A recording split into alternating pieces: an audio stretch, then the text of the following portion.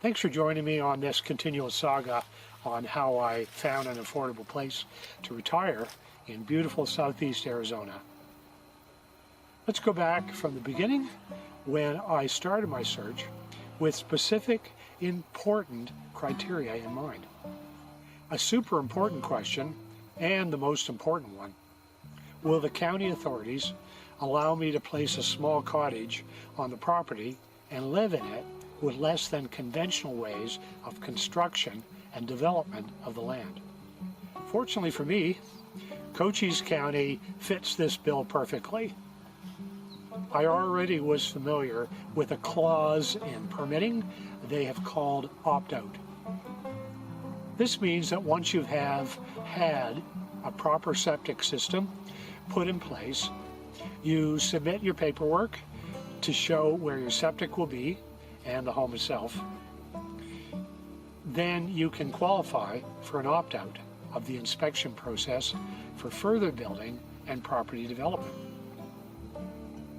The land has to be 4 acres in size and be labeled RU4, which is a rural property. You might have more questions about Cochise County permitting process, so please comment below and I'll do my best to answer your questions.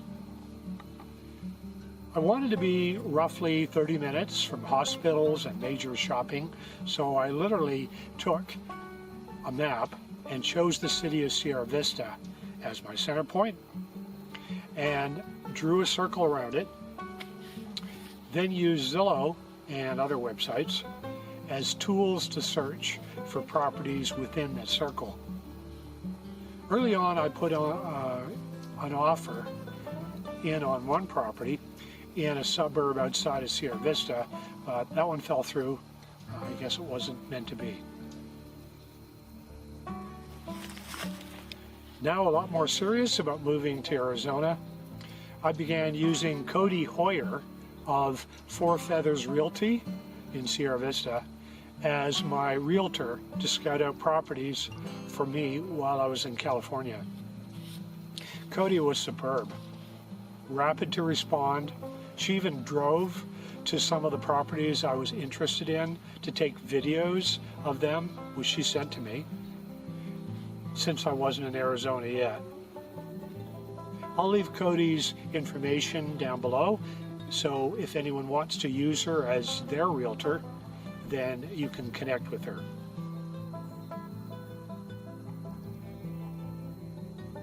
Most importantly, we both checked to make sure there were no restrictions.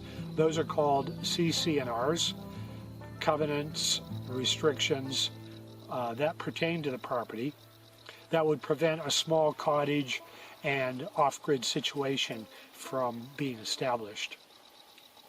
Also, I found that some properties had specific things. Your house has to be a certain color, it has to be a certain size. None of those things would work for my plans of doing a small cottage in an off-grid situation. Finally, I flew into Tucson in November of 2019 with a fistful of real estate listings I found on Zillow. I booked an Airbnb in Hereford, south of Sierra Vista, rented a car, and each morning began the search in earnest. I targeted several areas, including Tombstone, McNeil, and Sierra Vista itself. One of the first properties I looked at was 4 acres outside of Sierra Vista, gorgeous vistas, and the price was definitely right. I met with Cody, and with umbrellas in hand, we slogged all over the property. There was this crazy November rain happening, and so I got to see Arizona in the wet. And 2 days before that, it was cobalt blue sky and sunshine. So I got to see a lot of weather in my short few days of being there. The deed of the property said something about a well, but we sure couldn't find one. I talked with neighbors and what it was like to live there. little or no crime, and just a beautiful area. Although the road was dirt and subject to washouts, but I thought I'll figure something out. But I filed this one away in my head as a strong possibility, but I kept looking. I found a super looking property, but the very day I checked it out, there was a guy driving down the road who I spoke with who told me he just bought it. So scratch that one. After 5 days of searching, I kept coming back to the same beautiful 4-acre vista. I even went out there at night to look at the stars and just to see what it was like out there, and it was very pretty.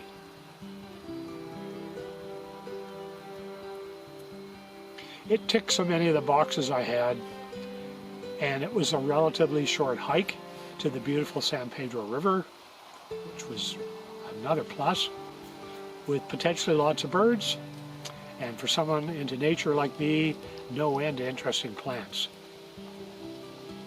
On my very last day in Arizona, and just hours before jumping in the rental car, driving to Tucson and getting on a plane, I phoned Cody and put in an offer. She connected with the seller and soon told me the seller accepted my offer.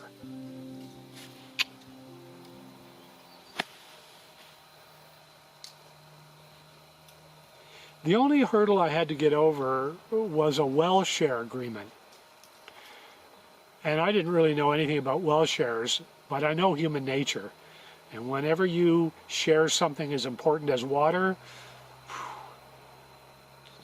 that's a recipe for trouble, I think, personally. So I just wasn't comfortable with it. And I thought about canceling my offer and looking for some other land. So in the end, I hired an attorney in Phoenix to interact with the neighboring property owners to see if by chance they would be willing to sign an agreement canceling the well share agreement. One advantage in my favor was that even though the property was designated as where a well would go for that community, there had never been a well dug. So he was very effective, and I couldn't believe it, every neighbor around chose to sign the agreement. So that was a big load off my mind. So on the last day of December 2019, all parties had signed off on the well share cancel. I completed the paperwork, and the property was now mine. Honestly, it was surreal to realize that you've just purchased your dream property is incredible. Especially when just a year before I was renting and had no hope at all of ever owning anything.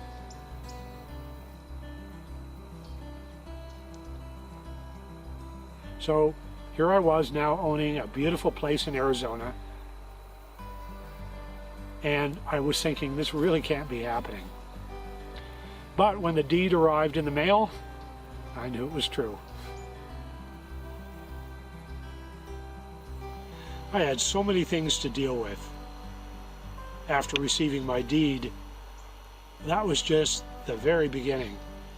Next comes budgeting. What can I afford? I already have plans for a cottage right down to the square foot. I know what it's supposed to look like, but it's going to cost more than I had anticipated. Those things always do. What about getting a septic dug? That's paramount to even being able to live there. What about rainwater catchment? What will it actually be like to live there? Stay tuned, and in the next video, you can join me as I set foot on the land and show you around. Love to have you join me. If you've got questions or comments, put them down below. Love to hear your questions. This is going to be a lot of fun, a lot of hard work, but I'm super excited to have you along and share what's going on. And by all means, subscribe. That'll keep you updated with every video I put out. Thanks a lot, folks. See you in the next video.